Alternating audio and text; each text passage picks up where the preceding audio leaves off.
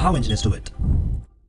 Hello friends, welcome to another video on how engineers do it. And in this video, I'm going to be showing you a really dear tip in Excel to me, which I've been using almost every single day at my work.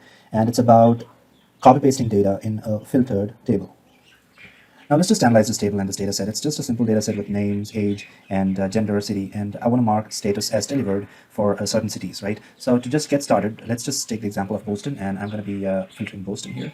And I'm going to be writing delivered, and the usual way that we do it is we control C and we paste it, right? So usually what happens is when we paste like that, the delivered data comes in between. Let's just say this is row 7 and this is row 10. Now this delivered data not only copy pastes it in 10 or 12, it also copy pastes between 7 to 10 and between 10 to 12. It usually happens in large data sets where we have other formats are in place, and may not happen in a simple data set. This is a special video for all those people who came searching for this, and that's going to be useful for them.